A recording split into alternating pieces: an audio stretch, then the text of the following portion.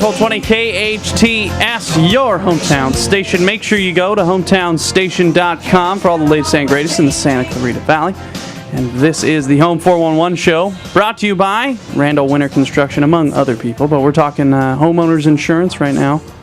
Yep. Randall. And we got homeowners insurance, but before those of you that are listening, stay tuned because we do have Jeff Brown here from NV Landscapes. Got some real interesting information on koi ponds and what was the others? Fountains and all kinds of water features. A lot of water features, so stay tuned. Now, John, back to insurance. Yes, sir. If you don't mind, buddy. Let's talk about because the whole theme of this Home 411 is to help the people that own homes. Mm-hmm. So I'm just bought a home. How do I select an insurance guy? Because he's cute like you or what? That's very funny. No, you certainly don't choose an insurance agent by looks, especially when it comes to me. When you buy a home, a lot of times you'll get referred to an insurance agent by your escrow company or by your lender. But it is important to know that you don't have to use any particular insurance agent. You can use whoever you want. I recommend an independent insurance agent as opposed to either a captive agent like a Farmers or a State Farm or a direct writer like, say, 21st Century or something like that, or AAA even. An independent agent represents many different companies, is not beholden to one company, so they can, first of all, they can, of course, search the marketplace for a good quote and a good fit for you. And then second, they can make sure that if there's any kind of dispute between you and the insurance company or any kind of claims problem, the agent can step in and, if nothing else, help clarify the situation and often actually get things taken care of with the insurance company. A direct writer, you won't have an advocate like that. Okay, well, let me dig a little bit deeper because I have a friend. I don't know if my buddy Jim Aston's out there listening, but he works for Farmers Insurance, and he's independent. Well, a Farmers Insurance agent is contracted by the company, and Farmers, by the way, is an excellent insurance company. So please don't get me wrong there. Farmers agents are required to give their insurance company, Farmers, first right of refusal or right of first refusal. Okay. So they can, after that, go to another company and see if they can rent So it. they too. Yeah, I just wanted to make sure people had the whole picture. I don't know if I'm stepping on your toes, but yeah, I know you guys are completely independent. Right. You're owned by Mitzi, right? We're owned by Mitzi Like, and So she's a woman-owned company. It's a woman-owned company. Yeah, and Watch out, guys! They're taking over. They've been in charge anyway all this time. Now they're actually taking over, aren't they? Yeah, that's great. Okay, So that's good. That's one of the things I recommend. So selecting an agent, what do you look for when you're talking to an individual about what it is you want them to do for you? What kind of questions would you ask? Well, the insurance agent is hopefully going to ask you questions about the house to help determine the value. They'll ask you questions about the protection type of things with the house, what kind of roof it has, where is it located, that kind of thing.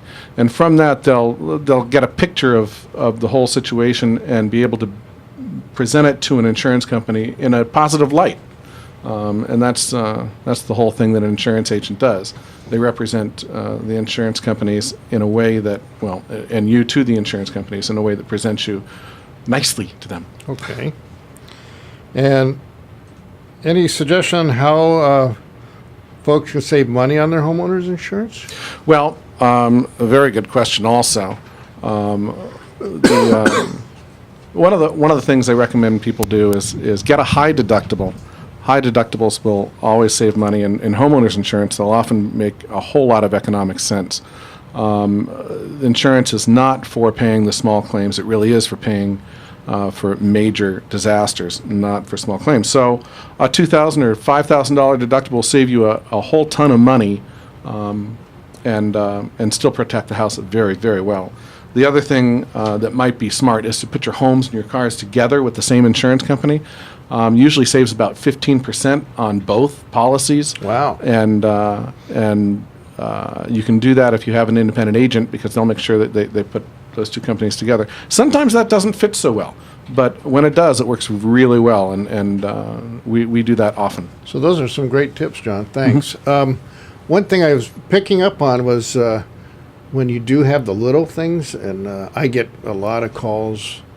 We give our calls over to Paul Davis, but we get these calls for, oh, my toilet overran, or the washer machine. Well, and I talked to these people, and I think there were 2 or 3 of them. They said, "Oh, this is my second or third claim, and now I got to go find another insurance." So if you make too many claims, you can actually get booted out, right? That is true, and that's another reason to have the high deductible.